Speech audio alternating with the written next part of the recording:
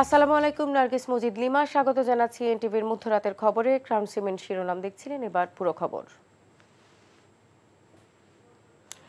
আগামী ৩ থেকে ৪ কার্যদিবসের মধ্যে গণভোট আইন করা হবে বলে জানিয়েছেন আইন উপদেষ্টা doctor Asif Nazrul.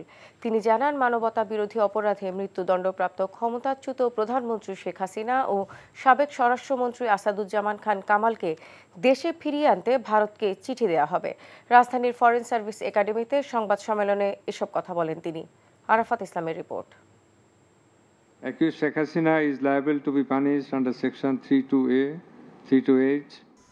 July August গণ অভ্যুত্থানে মানবতা বিরোধী অপরাধের দায়ে মৃত্যুদণ্ডপ্রাপ্ত দুই আসামি শেখ হাসিনা ও আসাদুজ্জামান খান কামাল বর্তমানে ভারতে অবস্থান করছেন।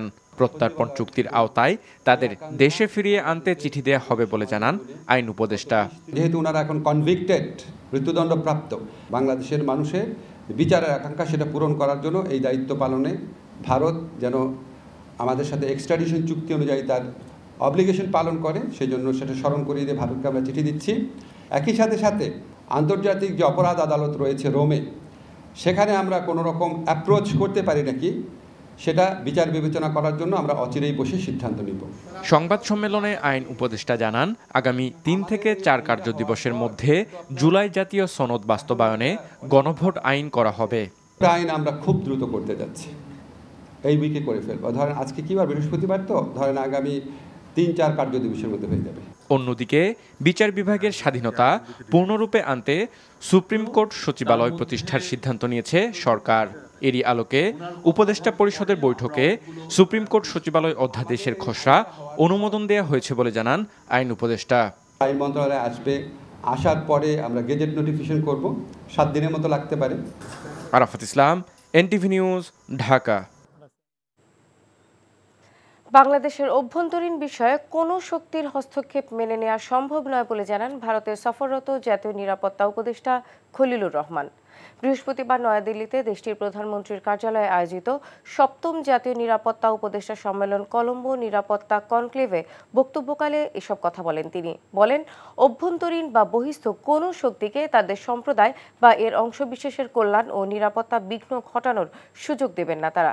আরও বলেন, যে কোনো পরিস্থিতিতে সব ধরনের সন্ত্রাসবাদের বিরুদ্ধে জিরো টলারেন্স নীতি অনুসরণ করে ঢাকা। খলিলুর রহমান বলেন, জাতীয় সার্বভৌমত্ব ও সমতা, রাজনৈতিক স্বাধীনতা ও অভ্যন্তরীণ বিষয়ে হস্তক্ষেপ না করার মূল্যবোধকে সমর্থন করে বাংলাদেশ। সেই সঙ্গে শান্তিপূর্ণ, সুরক্ষিত ও অন্তর্ভুক্তিমূলক ভারত মহাসাগরীয় অঞ্চল নিশ্চিত করতে একসাথে কাজ করতেও বাংলাদেশ প্রস্তুত বলে জানান তিনি। সংবিধানের ত্রয়োদশ সংশোধনী অবৈধ ঘোষণা করে দেওয়ার রায় বাতিল করেছে আপিল বিভাগ। ফলে তত্ত্বাবধায়ক সরকার ব্যবস্থা সংবিধানে পুনর্বহাল হলো। তবে চতুর্দশ সংসদ নির্বাচন থেকে এই ব্যবস্থা কার্যকর হবে। প্রধান বিচারপতি ডক্টর সৈয়দ রেফাত আহমেদের নেতৃত্বাধীন আপিল বিভাগের পূর্ণাঙ্গ বেঞ্চ সর্বসম্মতভাবে এ রায় দিয়েছেন। রায়কে যুগান্তকারী বলে মনে করছেন রাষ্ট্রপক্ষ এবং আবেদনকারীরা। হাসান জাবেদের রিপোর্ট। ২০১১ সালে আপিল বিভাগের রায়ের মাধ্যমে তত্ত্বাবধায়ক সরকার ব্যবস্থা বাতিল করেছিল আওয়ামী লীগ সরকার। এরপর যে নির্বাচনগুলো হয়েছিল তার গ্রহণযোগ্যতা নিয়ে প্রশ্ন ছিল। সেই প্রেক্ষাপটে জুলাই আগস্ট অভ্যুত্থানের পর আপিলের রায় রিভিউ চেয়ে আবেদন করা হয়। তার উপর শুনানি শেষে আপিলের অনুমতি দেয় আদালত। সেই আপিলের উপর 10 দিন শুনানি করে উভয় পক্ষ। বৃহস্পতিবার সংক্ষিপ্ত রায়ে তত্ত্বাবধায়ক সরকার ব্যবস্থা পুনর্বহাল করে আদালত। তত্ত্বাবধায়ক সরকার নিয়ে রায় হয়েছে।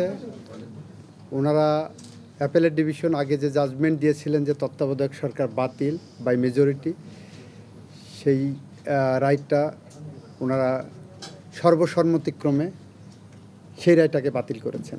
তো ওনারা এটাকে প্রসপেক্টিভ ইফেক্ট দিয়েছেন, অর্থাৎ আগামী সংসদ ডিজলভ হওয়ার পরের থেকে এই রায় কার্যকর হবে। রায়ের ফলে নির্বাচন ব্যবস্থার স্থায়ী সমাধান হলো বলে মনে করেন আবেদনকারীদের আইনজীবীরা।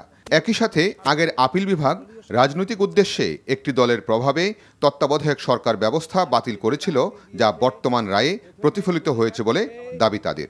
13 অ্যামেন্ডমেন্টটিকে একজন বিচারপতি রাজনৈতিক উদ্দেশ্য প্রণোদিতভাবে তিনি এই রায়টি দিয়েছেন এবং সেই রায়টি ছিল একটি সরকারের উদ্দেশ্যকে বাস্তবায়ন করার জন্য। তত্ত্বাবধায়ক সরকারের যে ফরমেশন এখন আছে সেখানে লাস্ট রিটায়ার্ড চিফ জাস্টিসই হবেন তত্ত্বাবধায়ক সরকারের প্রধান, কিন্তু এটা বর্তমানে কার্যকর হচ্ছে না। আপনারা ইতোমধ্যে জানেন যে জুলাই চার্টারে যেটাকে গণভোটে পাঠানো হচ্ছে সেখানে 4টি অপশন দেওয়া হয়েছে। এই 4টি অপশন যদি গণভোটে অ্যাকসেপ্টেড হয় তাহলে নতুন পার্লামেন্টে সংবিধান সংস্কার সভায় যদি এটা গৃহীত হয় তাহলে তত্ত্বাবধায়ক সরকারের ফরম্যাটে আমূল পরিবর্তন আসতে পারে। আমাদের এই তত্ত্বাবধায়ক সরকার ব্যবস্থা বাতিলের মাধ্যমে নির্বাচন ব্যবস্থাকে নির্বাচনে পাঠিয়ে দেওয়া হয়েছিল, যার ফলে তিনটি নির্বাচন আমাদের বিতর্কিত নির্বাচন হয়েছে, জালিয়াতি নির্বাচন হয়েছে। 1996 সালে তত্ত্বাবধায়ক সরকার ব্যবস্থা অন্তর্ভুক্ত করে সংবিধানের ত্রয়োদশ সংশোধনী এনেছিল বিএনপি সরকার। 14 বছর পর তত্ত্বাবধায়ক সরকার ব্যবস্থা পুনঃপ্রতিষ্ঠিত হলো। এর ফলে নির্বাচনী ব্যবস্থার একটি স্থায়ী সমাধান হলো। একই সাথে তত্ত্বাবধায়ক সরকারের অধীনে অবাধ, সুষ্ঠু, নিরপেক্ষ এবং গ্রহণযোগ্য নির্বাচন হবে বলে প্রত্যাশা পুরো দেশবাসীর।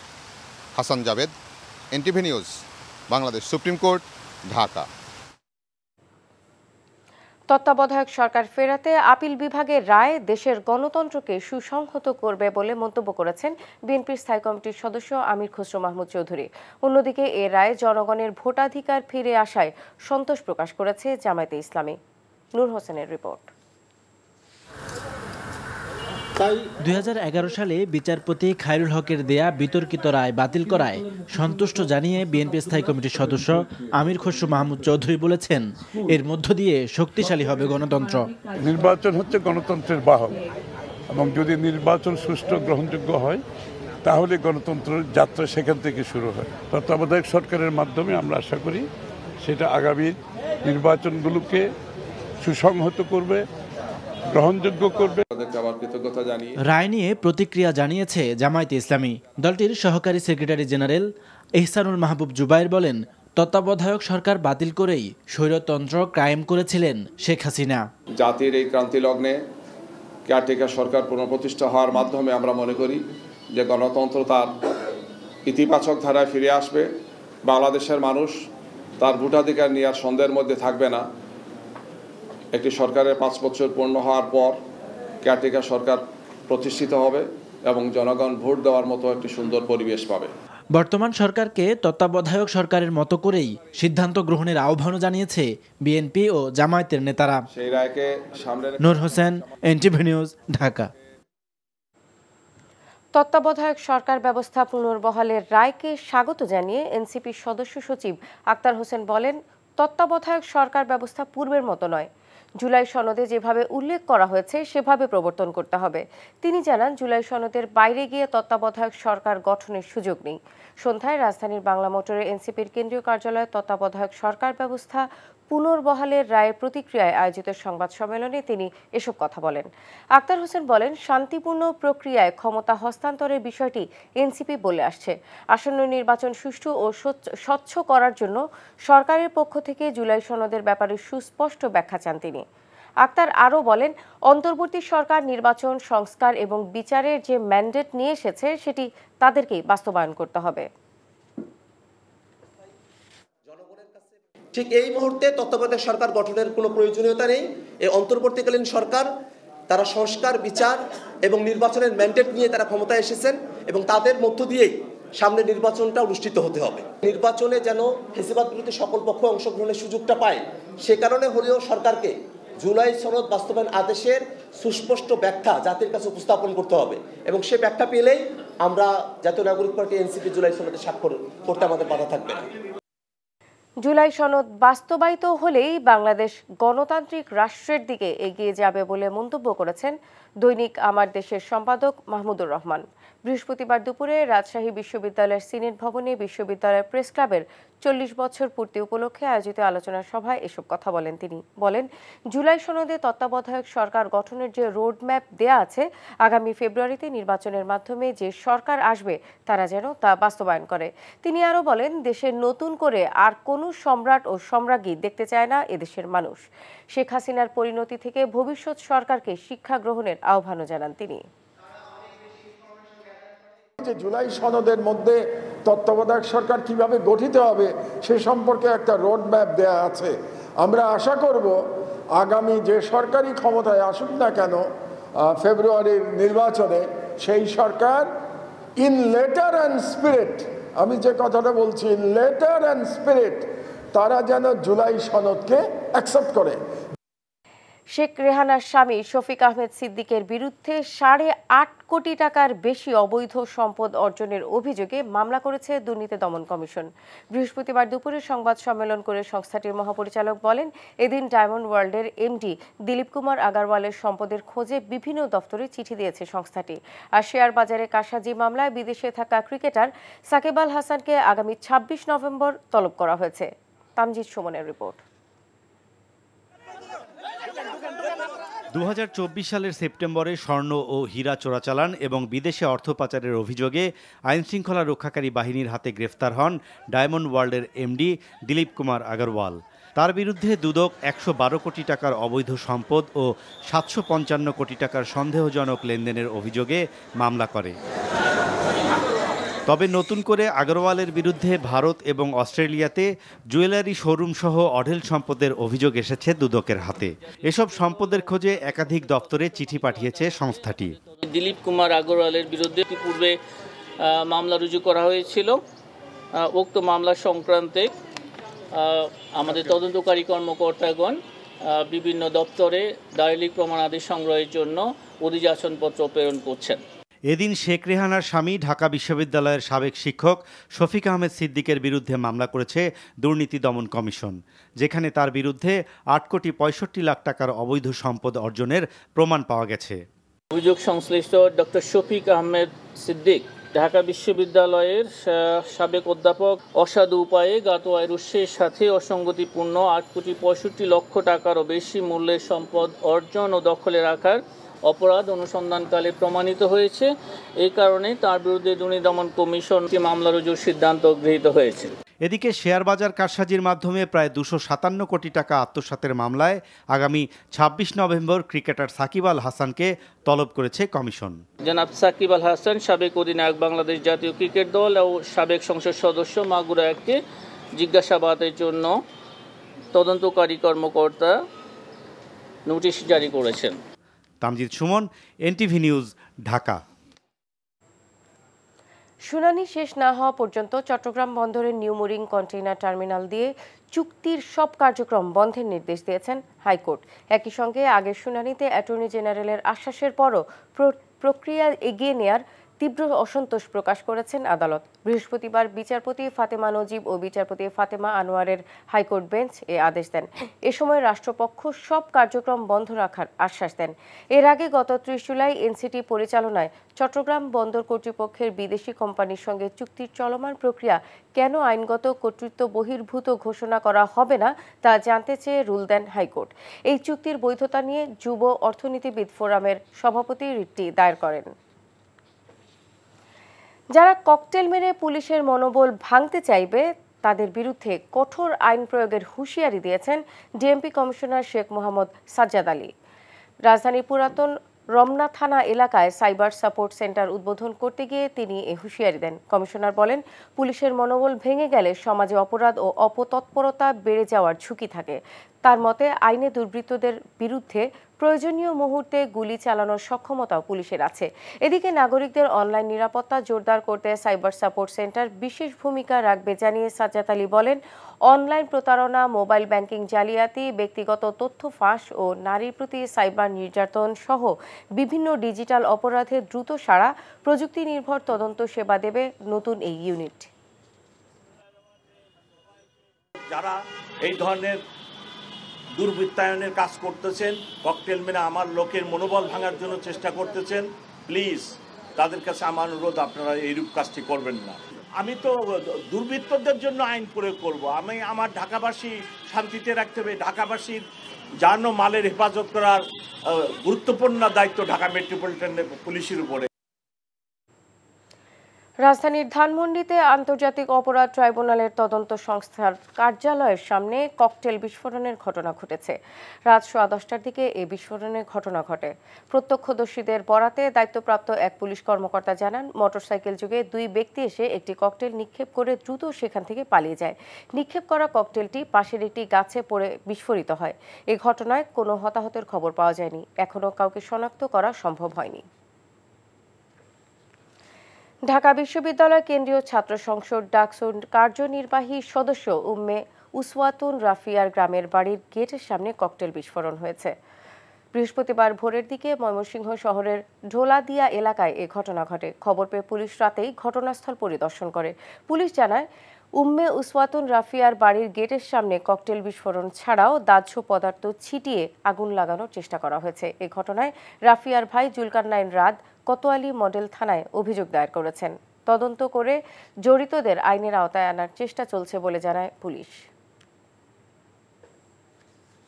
অগ্নিসংযোগের চেষ্টা করা হয়েছিল আর কি আমাদের বাসার মূল দরজা। অভিযোগ দায়ের করেছেন, দেখা যাক এটা পরবর্তীতে কোন দিকে।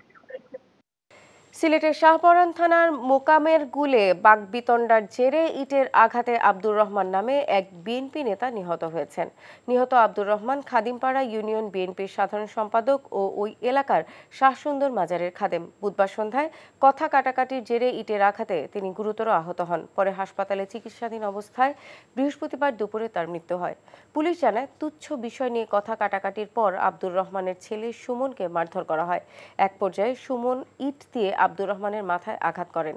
এতে গুরুতর আহত হলে আব্দুর রহমানকে হাসপাতালে ভর্তি করা হয়। এই ঘটনায় এখনো কোনো মামলা দায়ের করা হয়নি বলে জানিয়েছে পুলিশ। অবসরপ্রাপ্ত মেজর সিনহা মোহাম্মদ রাশেদ খান হত্যা মামলায় টেকনাফ থানার বরখাস্তকৃত ওসি প্রদীপ কুমার দাস এবং বরখাস্তকৃত এসআই লিয়াকত আলীর মৃত্যুদণ্ড বহাল রেখে হাইকোর্টের দেয়া পূর্ণাঙ্গ রায় প্রকাশ হয়েছে। বিচারপতি মোহাম্মদ মোস্তাফিজুর রহমান এবং বিচারপতি মোহাম্মদ সগির হোসেন রায়ের পূর্ণাঙ্গ অনুলিপিতে স্বাক্ষর শেষে তা পাঠিয়েছেন সেকশনে। একই সঙ্গে আরও 6 জনের যাবজ্জীবন কারাদণ্ড বহাল রাখা হয়েছে এ রায়। রায় প্রকাশের 30 দিনের মধ্যে আসামিদের আপিল করতে হবে। গত 2 জুন হাইকোর্ট ডেথ রেফারেন্স ও আপিলের শুনানি শেষে এ রায় দেন। রায় প্রত্যেক আসামিকে 50,000 টাকার জরিমানার আদেশ বহাল রাখা হয়। 2020 সালের 31 জুলাই রাত 9:30টায় কক্সবাজার টেকনাফ মেরিন ড্রাইভ সড়কের শামলাপুর তল্লাশি চৌকিতে পুলিশের বাহারছড়া তদন্ত কেন্দ্রের তৎকালীন কর্মকর্তা পরিদর্শক লিয়াকত আলীর গুলিতে নিহত হন সিনহা মোহাম্মদ রাশেদ খান। ত্রয়োদশ সংসদ নির্বাচনের জন্য প্রস্তুত চট্টগ্রাম। সেখানকার 16টি সংসদীয় আসনের ভোটার তালিকা চূড়ান্ত হয়েছে এরই মধ্যে। পাশাপাশি নির্বাচনকালীন নিরাপত্তা নিশ্চিত করতে প্রয়োজনীয় কার্যক্রম শুরুর কথা জানানো হয়েছে আইন শৃঙ্খলা বাহিনীর পক্ষ থেকে। চট্টগ্রাম থেকে শামসুল হক হায়দরির রিপোর্ট, ক্যামেরায় ছিলেন এনামুল হক। চট্টগ্রামের 16টি সংসদীয় আসনে এবার চূড়ান্ত ভোটার সংখ্যা দাঁড়িয়েছে 66,16,713 জন, যা গত সংসদ নির্বাচনের চাইতে 3,08,718 জন বেশি। যাদের মধ্যে আছে উল্লেখযোগ্য সংখ্যক প্রবাসী ভোটার। নির্বাচন কমিশন প্রথমবারের মতো প্রবাসীদের ভোট দেওয়ার ব্যবস্থা করেছে উল্লেখ করে এই সুযোগ গ্রহণের আহ্বান জানিয়েছে নির্বাচন কমিশন। নির্বাচন কমিশনের সবচেয়ে বড় যে চমক, যেটা নির্বাচন যে ওসিবি মানে আউট কান্ট্রি ভোটিং, প্রবাসী ভোটাররা যে ভোট দিবেন, সেটাই হচ্ছে সবচেয়ে আকর্ষণীয় ব্যাপার। আমরা ইতিমধ্যে এই কার্যক্রম শুরু করে দিয়েছি। জাতীয় নির্বাচনের প্রস্তুতি যতই ভালো হোক, সাধারণ মানুষের চিন্তা নিরাপত্তা নিয়ে। তারা বলছেন, জুলাই অভ্যুত্থান পরবর্তী আইন শৃঙ্খলা পরিস্থিতির তেমন উন্নতি হয়নি, ফলে বিষয়টির উপর সর্বোচ্চ গুরুত্ব দেওয়ার তাগিদ তাদের। নির্বাচন যখন হবে, একটা দল যারা সংখ্যাগরিষ্ঠ হবে নির্বাচিত হবে, যারা সরকার গঠন করবে, অটোমেটিক্যালি তাদের উপর একটা দায় বর্তাবে যে আইন শৃঙ্খলা পরিস্থিতির উন্নয়ন করা ছাড়া রাষ্ট্র পরিচালনা করতে পারবে না, এবং তারা নাগরিকদের নিকট কোনো না কোনোভাবে জবাবদিহি করতে বাধ্য। রাজনৈতিক দল হিসেবে এবারের নির্বাচনে অংশ নিতে পারছে না আওয়ামী লীগ। এ কারণে দলটির কর্মীরা দেশে অস্থিতিশীল পরিস্থিতি সৃষ্টি করতে চেষ্টা করছে। আগামী নির্বাচনকে সামনে রেখে নানা অঘটন ঘটানোর চেষ্টা হতে পারে, এমন চিন্তা মাথায় রেখে কঠোর উদ্যোগ নেওয়া হচ্ছে বলে জানান পুলিশের এই কর্মকর্তা। ফ্যাসিস্ট নিষিদ্ধ যে আওয়ামী লীগ, ফ্যাসিস্ট লীগ, তারা বিভিন্ন জায়গায় ঝটিকা মিছিল করার চেষ্টা করছে। কিছু সন্ত্রাসী ঘটনা ঘটছে, পিছন থেকে কলকাঠি নাড়ছে না, করছে না, এই কথা তো জোর দিয়ে বলা যাবে না, করতেও পারে। তো এইরকম সম্ভাবনাগুলো মাথায় রেখেই আমরা নির্বাচনের প্রস্তুতি গ্রহণ করছি। চট্টগ্রামে 16টি সংসদীয় আসনে এবার 1,965টি ভোট কেন্দ্রে 12,398টি কক্ষে ভোট গ্রহণের প্রস্তুতি নিচ্ছে নির্বাচন কমিশন। NTV news desk.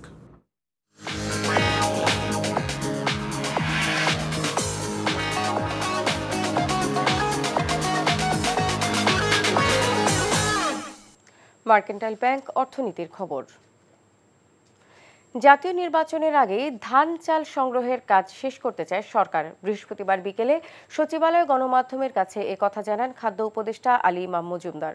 তিনি বলেন, আমন ধান সংগ্রহ শুরু করছে সরকার। এবার প্রতি কেজি ধান 34 টাকা কেজি দরে সংগ্রহ করা হচ্ছে, যা বিগত যে কোনো সময়ের চেয়ে বেশি। এই ধান চাল সংগ্রহ চলবে আগামী ফেব্রুয়ারি পর্যন্ত। এবার আতপ চালের সংগ্রহ মূল্য নির্ধারণ করা হয়েছে 49 টাকা কেজি দরে এবং সিদ্ধ চালের দাম নির্ধারণ হয়েছে 50 টাকা কেজি। উপদেষ্টা আরও বলেন, এবার সর্বনিম্ন 5 লাখ টন সিদ্ধ চাল, 50,000 টন আতপ এবং 50,000 টন ধান সংগ্রহের লক্ষ্যমাত্রা নির্ধারণ করেছে সরকার। আমরা 50,000 টন ধান, 5 লাখ টন সিদ্ধ চাল আর 50,000 টন আতপ চাল, এটা টার্গেটটা কিন্তু মিনিমাম। এই সরকার কিন্তু পরবর্তী সরকারের জন্য বিভিন্ন পর্যায়ে কাজগুলিকে কমফোর্টেবল রেখে যাবে, এই ব্যাপারে আমরা কমিটেড। আমরা কিন্তু খুব দায়িত্বশীলভাবে কাজ করতে চেষ্টা করব। যেটুকু মজুদ থাকার কথা, যেটুকু মজুদ থাকা উচিত, তার চেয়ে ইনশাল্লাহ বেশি থাকবে আমরা যখন চলে যাব তখন। এই ছিল মধ্যরাতের খবরে। এই খবরের ভিডিও সহ আপডেট জানতে ভিজিট করুন এনটিভি অনলাইন www.ntvbt.com। এছাড়াও এনটিভির জনপ্রিয় সব অনুষ্ঠান ও খবরের আপডেট জানতে ভিজিট করুন আমাদের ইউটিউব ও ভেরিফাইড ফেসবুক পেজে। ধন্যবাদ সবাইকে।